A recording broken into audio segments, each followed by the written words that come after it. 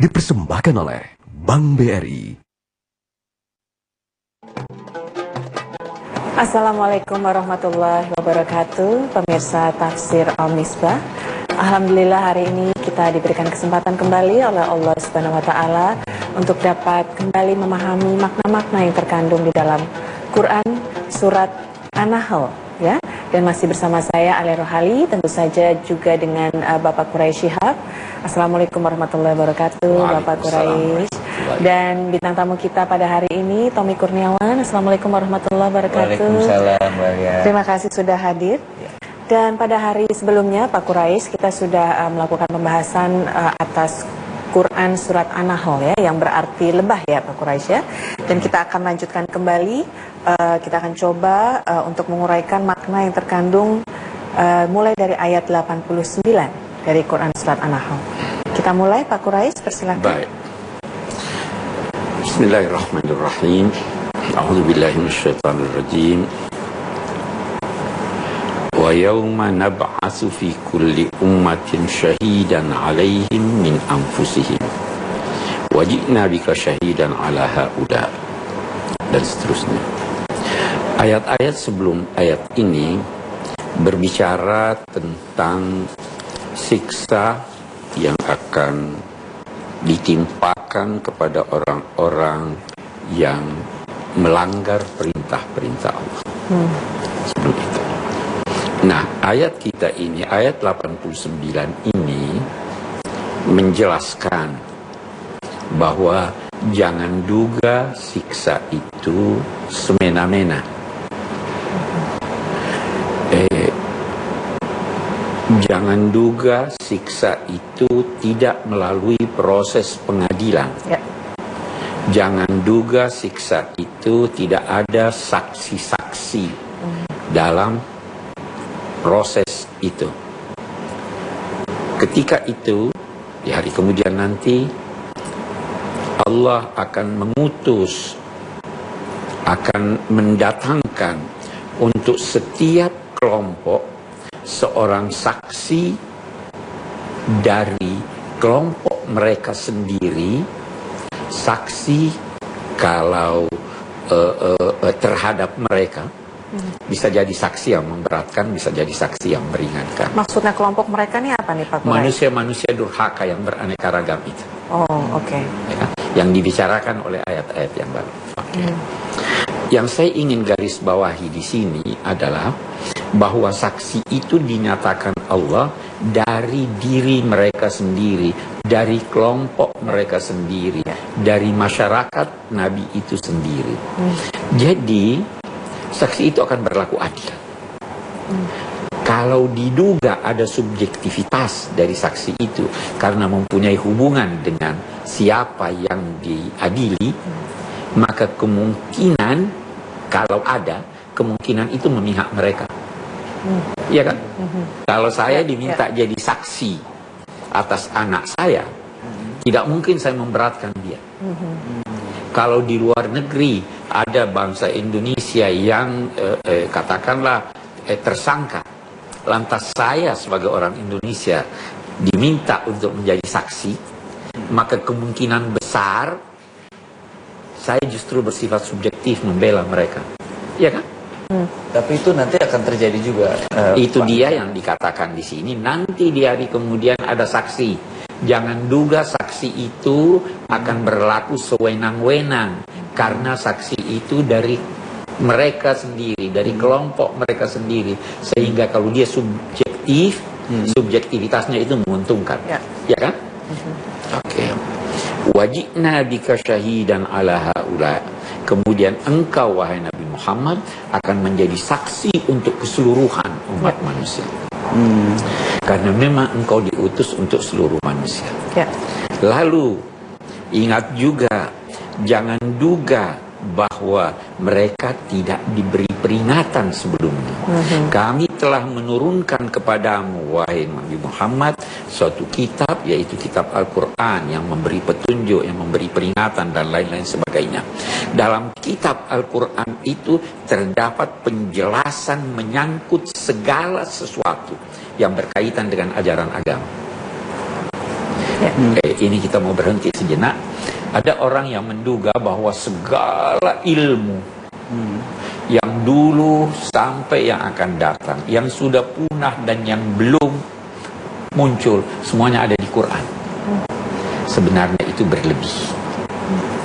Semua yang dibutuhkan oleh umat manusia dalam bidang agama ada di sini. Ya. Tapi kalau dalam bidang yang lain, Nabi bersabda, kamu lebih tahu urusan duniamu dari saya.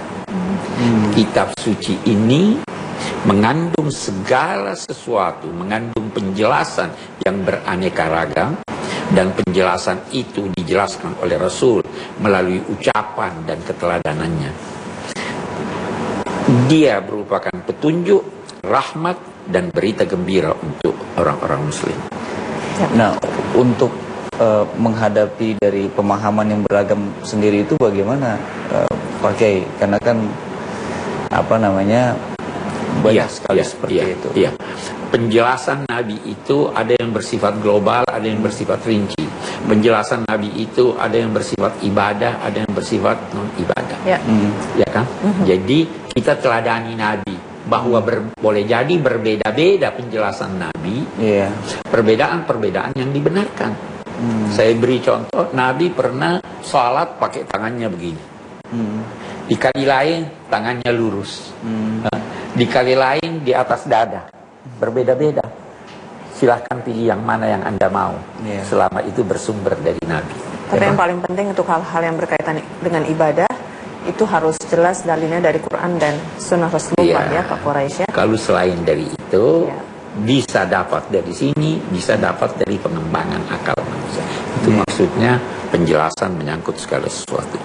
Baru ayat berikutnya menyatakan, nah, kesimpulan dari seluruh ajaran Islam itu tercermin dalam ayat 90 ini. Innallaha ya'muru bil adli wal ihsan. Sesungguhnya Allah memerintahkan berlaku adil dan melaksanakan ihsan. Pertama dulu kita lihat apa yang dimaksud adil. Adil itu menempatkan segala sesuatu pada tempatnya. Jangan perlakukan Tuhan sebagai manusia. Jangan perlakukan manusia sebagai Tuhan. Jangan memberi sesuatu yang tidak wajar diterima oleh yang Anda beri. Saya beri senjata buat anak kecil. Wajar nggak? Itu tidak adil. Menempatkan segala sesuatu pada tempatnya. Ada lagi yang mengartikan adil itu adalah menyampaikan milik orang lain, hak orang lain dengan cara secepat mungkin. Kalau Anda mengurus, katakanlah ke kantor, mengurus satu surat, ingin KTP, terus datang minggu depan, Anda tidak adil, walaupun Anda beri. Selama Anda sudah bisa memberinya pada saat itu, pada hari itu. Oke, kita akan lanjutkan lagi mengenai berlaku adil ini, Pak Quraisy, setelah segmen yang berikut. Jangan kemana-mana, kita akan segera kembali setelah pesan-pesan berikut ini. Tetap bersama kami di Tafsir Al-Misbah.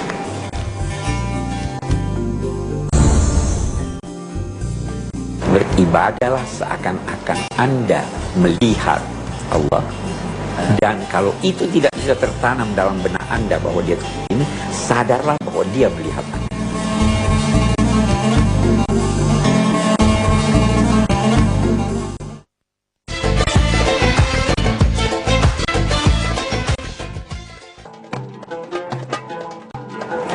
Pemirsa Tafsir Al-Misbah, kita akan lanjutkan kembali uraian mengenai Quran Surat An-Nahl di ayat ke-90 tadi Pak Quraisy, mengenai perintah Allah untuk berlaku adil.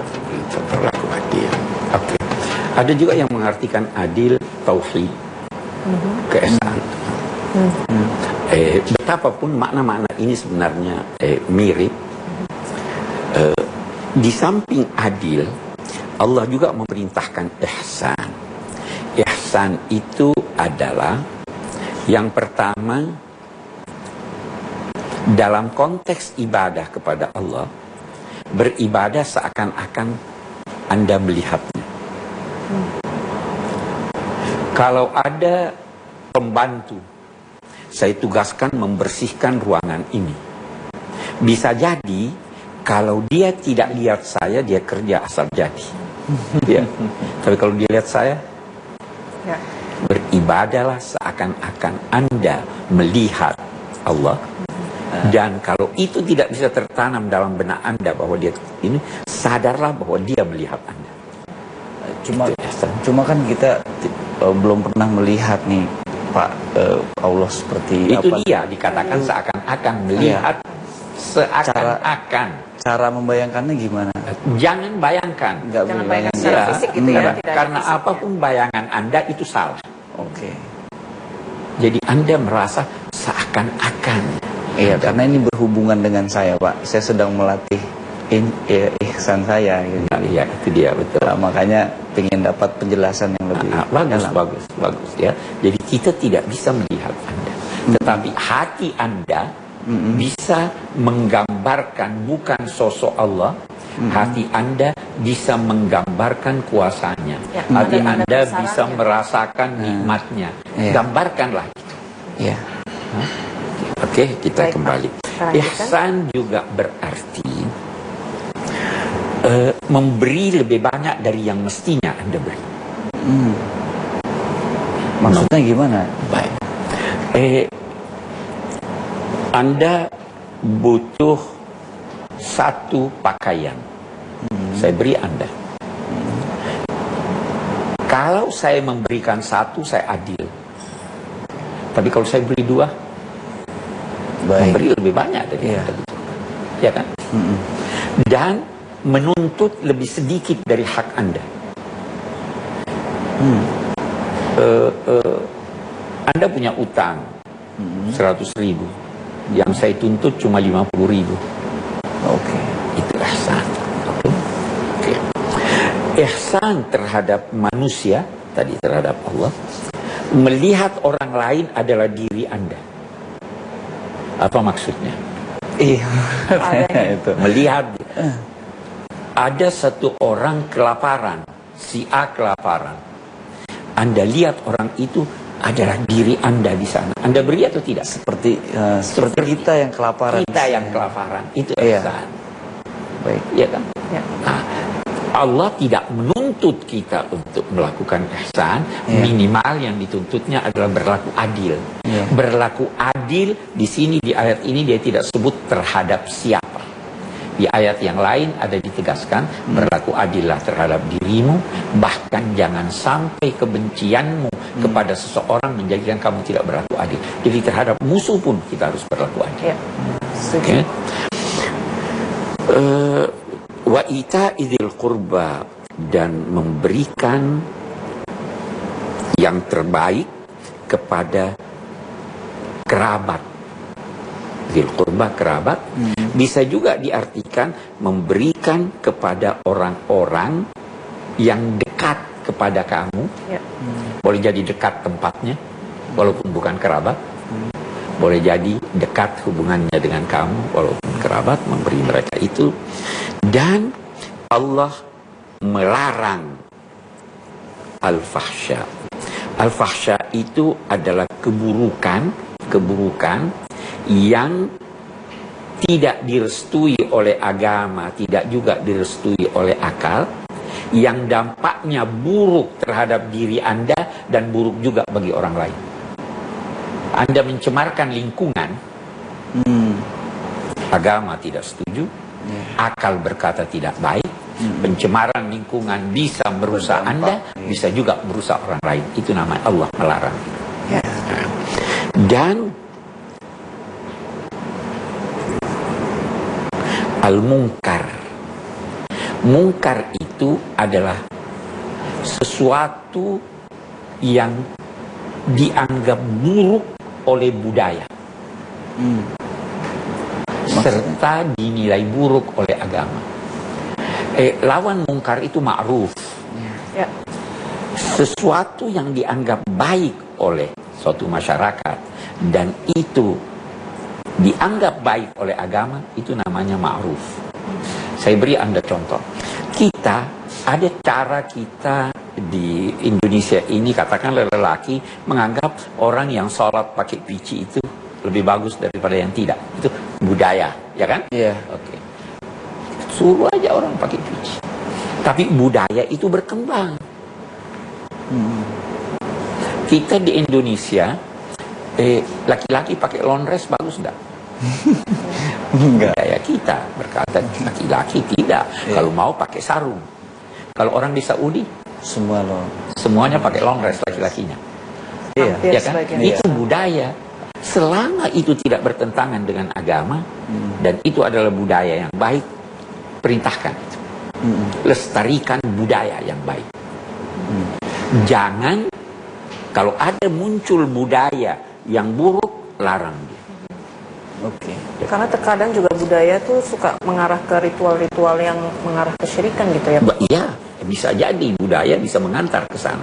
Segala bentuk budaya yang melanggar agama hendaknya diingkari. Itu mungkar, sesuatu yang diingkari. Dan dia juga melarang al-baghi, pelampauan batas. Penganiayaan. Allah melarang pelampauan batas. Makan kalau melampaui batas dilarang Allah. Ya. Baik, kita akan lanjutkan lagi. Setelah ini masih ada beberapa sisa ayat yang belum diuraikan. Dan juga akan ada pertanyaan dari Anda pemirsa di rumah dalam tayangan VT. Jadi tetap bersama kami di Tafsir Al-Misbah.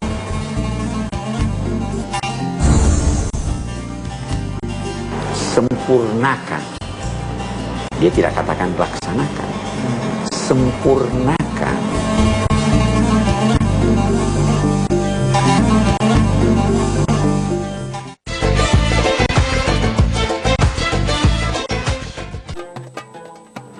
Ya pemirsa, masih di Tafsir Al-Misbah, dan sebelum kita akan lihat apakah pertanyaan dari pemirsa dan juga menjawabnya, lebih dahulu kita akan sedikit menyelesaikan ayat-ayat yang lainnya ya Pak Quraisy. Baik.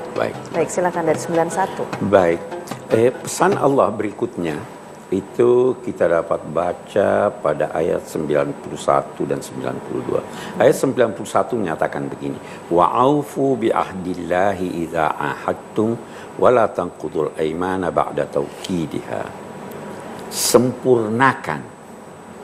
Dia tidak katakan laksanakan. Sempurnakan janji kamu yang disaksikan janji itu oleh Allah, dan jangan membatalkan sumpah-sumpah kamu setelah kamu mengukuhkan sumpah itu dengan nama Allah, padahal dengan mengukuhkan sumpah dengan nama Allah itu kamu telah menjadikan Allah sebagai pengukuh, sebagai penanggung sumpahmu itu. Saya akan jelaskan begini. Kalau saya berkata saya akan datang, itu saya berjanji. Saya akan datang jam 10 pagi, kita ketemu di lokasi ini. Kita diminta sempurnakan. Jangan datang jam 11. Jangan datang jam 10 tapi bukan di tempat itu. Sempurnakan janjimu. Janji yang Anda ucapkan itu diketahui oleh Allah, disaksikan oleh Allah. Nah, kemudian ada sumpah. Sumpah itu harus dengan mengucapkan demi Allah. Kalau saya berkata saya akan datang, boleh jadi Anda belum terlalu percaya. Tapi kalau saya berkata demi Allah saya datang, kata-kata demi Allah itu menggambarkan bahwa kalau saya mengingkari ucapan saya ini, maka saya bersedia dikutuk Allah. Kalau begitu kita menjadikan Allah sebagai penanggung ucapan kita. Itu yang dimaksud setelah. Nah, jadi sempurnakan janjimu yang disaksikan oleh Allah itu kalau kamu berjanji, dan jangan engkau membatalkan sumpah-sumpahmu setelah engkau mengukuhkannya dengan nama Allah, sedang Allah kamu jadikan. Innallaha ya'lamu ma taf'alun. Tuhan mengetahui apa yang kamu terus menerus selalu dan yang sedang kamu lakukan. Baru la takunu qallatina qatat ghazlaha min ba'di quwwatin ankasa. Jangan kamu menjadi seperti perempuan dalam cerita lama. Dia menenun, Setelah selesai tenunannya, dia rombak sehelai benang demi sehelai. Itu misalnya dalam puasa. Kita kan puasa berjanji tidak akan makan, tidak akan minum kecuali pada waktunya. Kita akan mendekatkan diri, itu kita menyulam pakaian takwa. Jangan habis puasa dirombak lagi. Ya. Jangan dinodai ya ibadah-ibadah yang telah kita lakukan itu gitu ya, seperti Pak Quraisy. keadaan seperti itu. Ya. Wala takun. Ya, saya kira sementara kita Oke. sampai di sini. Baik, kita akan coba jawab terlebih dahulu satu pertanyaan dari pemirsa. Silakan, kita akan lihat tayangan videonya. Assalamualaikum warahmatullahi wabarakatuh. Saya ingin bertanya kepada Bapak Quraisy Shihab. Apabila kita bersumpah dengan mengucapkan demi Allah, bagaimana kalau kita mengingkari sumpah kita tersebut? Terima kasih. Assalamualaikum warahmatullahi wabarakatuh. Kita ucapkan dengan demi Allah tadi, apakah ada akibat-akibat yang lebih daripada apabila kita mengingkari janji kita gitu, Pak Quraisy? Yang pertama, mengingkari janji dosa. Ya. Mengingkari sumpah lebih besar dosanya. Kenapa? Karena sumpah Anda sertakan nama Allah. Ya. Yang termasuk dosa besar itu sumpah palsu ya, Pak. Kalau sumpah palsu beda ya. lagi. Hanya saja kita perlu ketahui bahwa ada yang dinamai lagwal aiman. Redaksinya sumpah tapi tidak dimaksud dengannya sumpah. Nah, itu tidak apa-apa. Maksudnya gimana tuh, Pak Quraisy? Dulu sampai sekarang di Mesir misalnya, kalau dia bertanya waktu, dia katakan wallahi sa'akam, demi Allah jam berapa. Dia kan tidak bermaksud sumpah itu. Itu lagwal aiman. Jadi dari niatnya juga, Pak Quraisy? Dari niatnya juga. Bisa saja juga orang berkata begini, disumpah sebagai pegawai negeri katakanlah, tidak akan mengambil korupsi. Itu dia ucapkan sumpah itu kepada seorang yang yakin bahwa dia maksudkan kata itu. Jadi jangan beralasan waktu saya bersumpah saya tidak niat seperti itu. Nah, itulah yang dimaksud dengan sumpah palsu. Itu yang besar dosanya. Nah, orang yang bersumpah, kata sabda Nabi, kalau Anda bersumpah melakukan sesuatu yang baik, terus Anda melihat ada sesuatu yang lebih baik dari itu, Anda boleh membatalkan sumpah Anda. Kalau sumpah pocong kayak gitu-gitu tuh gimana? Itu kan budaya. Budaya itu aja intinya itu juga sumpah. Intinya itu juga sumpah. Intinya juga sumpah. Nah, sumpah setelah kita ucapkan dan akan dibatalkan, itu ada sanksinya puasa 3 hari. Ya. Jadi ada penggantinya ya yang sudah ditetapkan dalam Al-Quran atau kafaratnya begitu. Ada kafaratnya, betul. Baik, kita coba lihat terlebih dahulu ya Pak Quraisy, nanti bisa kita sesuaikan dengan apa yang dipertanyakan. Silakan kita lihat dulu tayangan videonya. Assalamualaikum, nama saya Ratna Aprianti. Pak Quraisy, saya ingin bertanya, pada surat An-Nahl ayat 95 disebutkan agar kita jangan menjual perjanjian dengan Allah dengan harga murah. Apa yang dimaksud dengan menjual perjanjian Allah tersebut, Pak? Terima kasih. Assalamualaikum warahmatullahi wabarakatuh. Ya, kita bisa hubungkan. Tadi kita katakan Anda berjanji, Allah menyaksikan. Ya. Ya.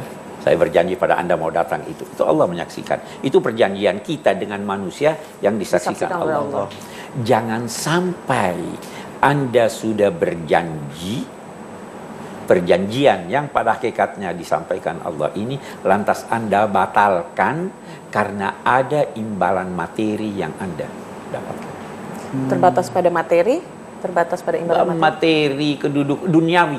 Nah, ketahuilah bahwa imbalan apapun yang Anda terima setelah Anda berjanji atas nama Allah atau demi karena Allah atau keyakinan bahwa itu disaksikan Allah, lalu Anda membatalkannya, mengkhianati perjanjian Anda, maka itu sama halnya dengan menjual nilai-nilai ajaran agama Allah dengan harga murah.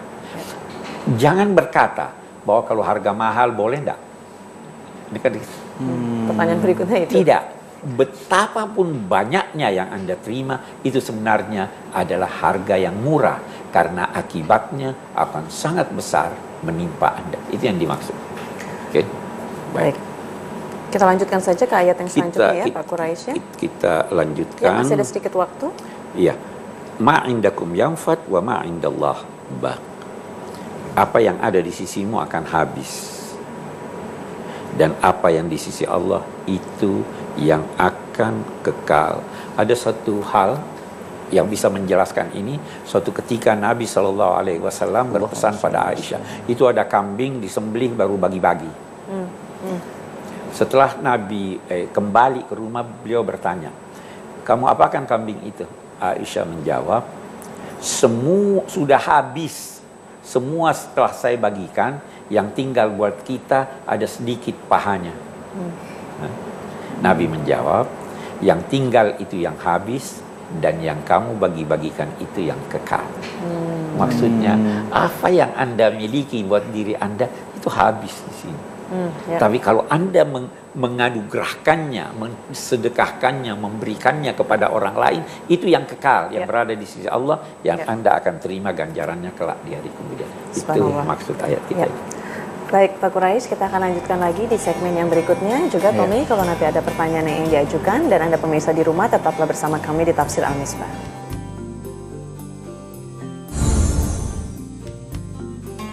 Setiap Nabi sudah menyampaikan ajaran itu, baik secara langsung maupun melalui orang lain.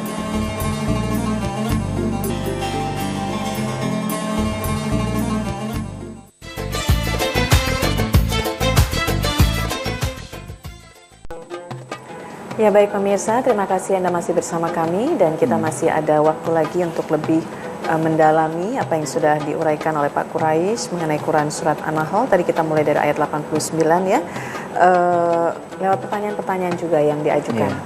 Tommy mungkin ada sesuatu yang ingin Saya lihat ditanyakan? dari tadi dia Pengen tanya terus gitu Tommy kayaknya, udah memendam. Silakan Tommy. Tadi Pak, kan di awal dijelaskan bahwa nanti ada saksi-saksi dari kaum Kamu sendiri. kelompok-kelompok Nabi. Tadi Bapak menjelaskan Nabi pada zamannya. Nah, apakah itu berarti semua pada saat manusia yang hidup di zaman itu akan menjadi saksi kita, atau yang kenal-kenal saja, atau yang kita bergaul bersamanya, atau seperti gimana? Iya, nanti di hari kemudian setiap Nabi mengenal umatnya.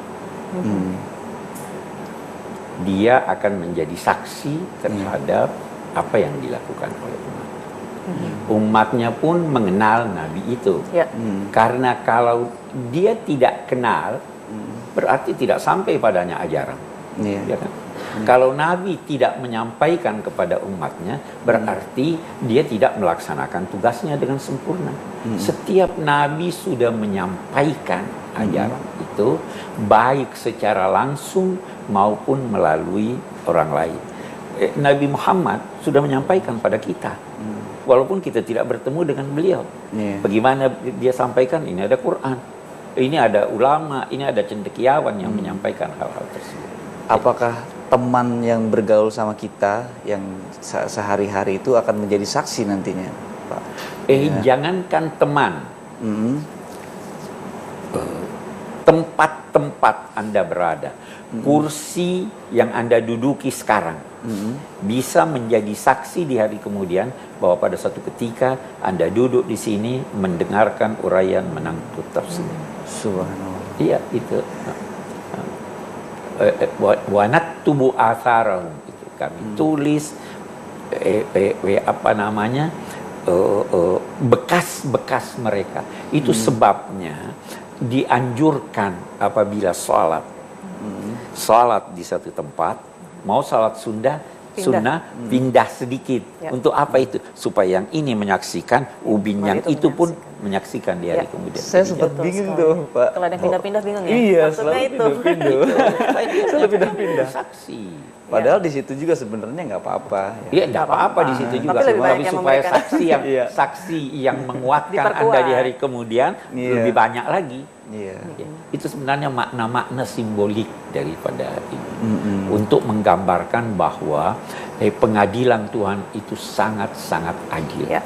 Kita tidak akan dianiaya sedikit pun ya Pak Quraisy ya. Iya, ya saya kira itu ya. Hitungan Allah sangat adil. Ada Iya. lagi? Ada lagi. Sekarang ini Pak, saya banyak melihat kalau misalkan orang ini ingin memberi, kan tadi ada berjanji sama Allah bahwa yang diberikan itu kan akan kekal, yang di kita akan habis. Nah, bagaimana kalau misalkan memberinya itu untuk mendapatkan anggaplah dukungan atau simpatik orang? Pamrih Apakah lah gitu ya. iya itu akan menjadi kekal di sisi Allah atau seperti apa? Kalau tujuan memberinya itu sesuai dengan nilai-nilai agama, maka akan dapat.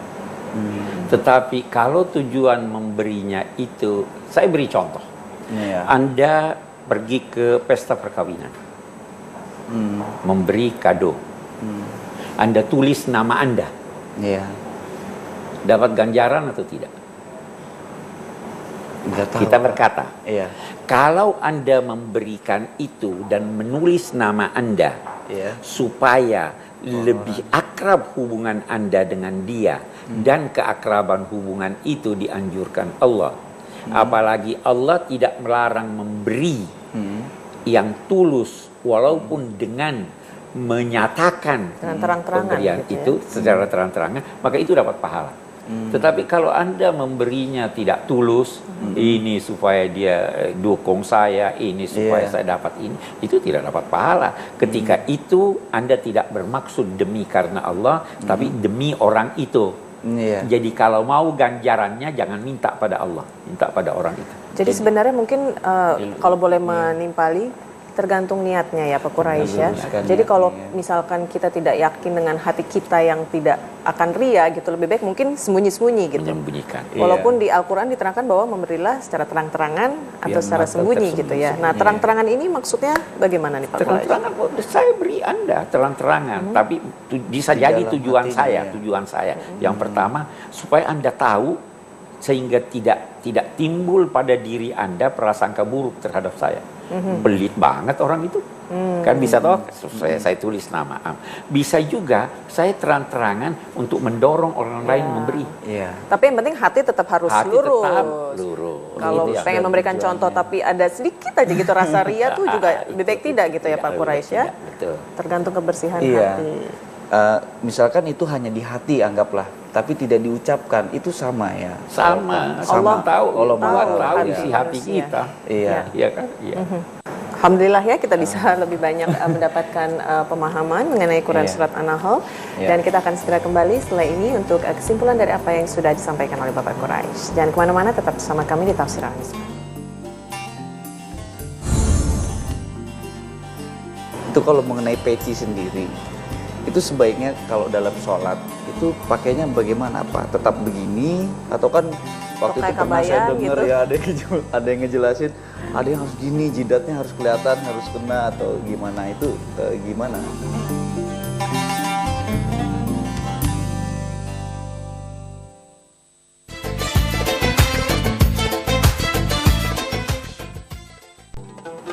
Ya, terima kasih pemirsa Anda masih bersama kami dan kita akan kami akan mencoba menguraikan ya kesimpulan dari apa yang sudah kita sampaikan.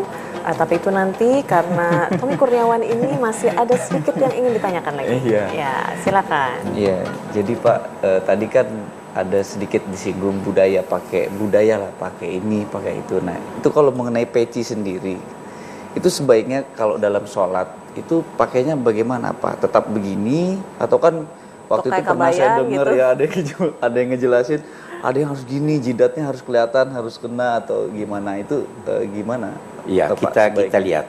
lihat dulu. Iya. Saya ingin kembali dulu ke Iya. belakang. Budaya itu adalah suatu yang menjadi kebiasaan satu masyarakat. Boleh jadi kebiasaan pada suatu masyarakat tertentu berbeda dengan kebiasaan pada masyarakat lain. Ya. Ya kan? Budaya Indonesia misalkan katakanlah menghadapi orang tua itu harus hormat, tidak Iya. boleh angkat kaki. Ya. Iya. Atau, kalau di barat boleh jadi dia ngomong sama ayahnya pakai tangan Tolak dia pinggang. di pinggang. Iya. Itu budaya. Nah, budaya ini berkembang. Bisa jadi dulu orang katakanlah di Indonesia beranggapan bahwa memakai dasi itu mengurangi mengurangi maruah, mengurangi sikap baik. Oh. Dulu Kesan begitu. aku gitu ya, Pakai terkesan. dasi. Saya beri contoh. Perempuan dulu tidak boleh pakai span. Sekarang boleh enggak? Ya, berkembang. Budaya Iya. berkembang. Iya. Nah, kita kalau budaya yang berbeda-beda itu tidak bertentangan dengan nilai agama, silahkan. Kita di Indonesia dulu itu dianggap orang kurang hormat kalau tidak pakai pici sholat. Berkembang, Iya. ya kan? Di Timur Tengah, di Irak, itu orang sholat tidak pakai pici. Karena dia tidak mengenal pici seperti kita ini. Pakai kupluk Kalau di Arab. Boleh jadi, itu boleh jadi tidak sama sekali. atau sorban. Itu silahkan budaya. Nah, cara memakainya lagi kan ada caranya. Iya. Sesuaikan dengan budaya. Anda mau pakai pici lantas begini sesuai dengan budaya? Enggak kan? Nggak apa-apa ya. Ya, yang penting sesuai dengan budaya atau tidak? Iya, sesuai dengan Kalau budaya. sesuai dengan budaya tidak, tapi tidak ada orang pakai pici begini di ini. Iya, makanya. Tidak sesuai dengan budaya. Nah, kemudian Budaya boleh itu tidak ada. menutup begini? Heeh. Kita lihat. Kalau tertutup seperti itu, dahi tidak menyentuh. Iya. Nah, sedangkan kita diperintahkan sujud menyentuhkan dahi Dahi, itu ya. di lantai bukan di ini. Jadi itu Iya. yang melarangnya, jangan seperti itu. Baik. Baik, silakan Pak Quraisy, kita tarik kesimpulan dari Kita Quran ambil surat kesimpulan An-Nahl. atau dari Secara apa yang umum kita baca. saja, Kita baca ini buku yang ada kesimpulannya. Kita tadi ayat 89. 89, Pak Quraisy. 89. Kita lihat ayat 89.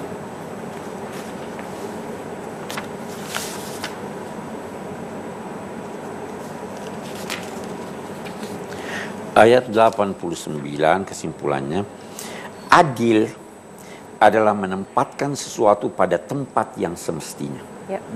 Tadi Tuhan memerintahkan adil ya. Ada juga yang memaknainya memberikan kepada pemilik hak-haknya melalui jalan yang terdekat.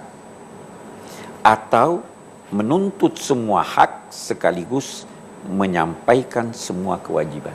Anda adil. Anda tuntut hak Anda, tapi melaksanakan juga kewajiban. Kalau hanya nuntut haknya, tidak mau melaksanakan kewajibannya, itu tidak adil namanya. Aneka potensi anugerah, dulu ada di sini. Kebajikan hendaknya dilakukan demi kebajikan, bukan karena faktor-faktor sasaran yang diberi. Itu sebabnya ayat tadi yang kita terangkan tidak menyebut sasaran kebajikan. Dia tidak berkata adillah kepada saudaramu, berikanlah kebajikan kepada si A. Tidak, mutlak kepada kemanusiaan secara keseluruhan. Ya. Oleh sebab itu terhadap binatang dan tumbuhan pun hendaknya seorang muslim melakukan kebajikan. Jangan cabut bunga kalau belum. Jangan sembelih ayam sebelum dia besar. Itu kewajiban. Segala sesuatu yang tidak berkenan di hati manusia normal serta tidak direstui oleh syariat, baik berupa ucapan maupun perbuatan, termasuk hal-hal yang mengakibatkan gangguan yang berkaitan dengan kebutuhan pokok, itu tidak direstui oleh agama. Segala pelanggaran hak dalam bidang interaksi sosial, baik pelanggaran itu lahir tanpa sebab seperti perampokan, pencurian, maupun dengan sebab atau dalih yang tidak sah, bahkan walaupun dengan tujuan penegakan hukum, tetapi dalam pelaksanaannya melampaui batas, kesemuanya merupakan pelampauan batas yang tidak dibenarkan agama. Jadi jangan melampaui batas, walaupun menegakkan hukum. Ya, ya. Ya, kan? Selanjutnya ayat kita menegaskan perlunya menepati janji dan memenuhi sumpah, kendati membatalkan sumpah dan melanggar janji. Keduanya terlarang, tetapi pembatalan sumpah lebih buruk daripada pelanggaran janji. Ya. Kenapa lebih buruk? Karena ini menggunakan nama Tuhan. Nama Allah. Itu tidak. Jangan sembarangan. Seseorang yang membatalkan sumpah oleh satu dan lain sebab yang tidak wajar akan terbawa untuk membatalkan sumpah yang lain Kalau Anda sering bersumpah, sering membatalkan, Jadi itu biasa, akan menjadi kebiasaan. Karena itu seorang yang membatalkan sumpah wajib dikenai denda atau kafarah supaya tidak mengulangi sumpahnya. Puasa 3 hari itu ya. Iya. Yang selanjutnya, lelaki dan perempuan memiliki kedudukan yang setara. Allah tidak membedakan mereka dari segi nilai kewajiban dan ganjaran. Perempuan pun dituntut untuk terlibat dalam kegiatan-kegiatan yang bermanfaat, baik untuk diri dan keluarganya, maupun untuk masyarakat dan bangsanya, bahkan untuk kemanusiaan seluruhnya. Saya kira itu kesimpulan kita. Baik, alhamdulillahirrahmanirrahim. Terima kasih Bapak Quraisy dan juga Tommy yang sudah hadir. Terima kasih dan semoga apa yang disampaikan tadi di Tafsir Al-Misbah bisa membawa manfaat untuk lebih memahami dan mendalami makna-makna dari Al-Quran. Dan kita akan berjumpa lagi esok hari insyaAllah di Tafsir Al-Misbah. Kami mohon diri. Assalamualaikum warahmatullahi wabarakatuh. Waalaikumsalam.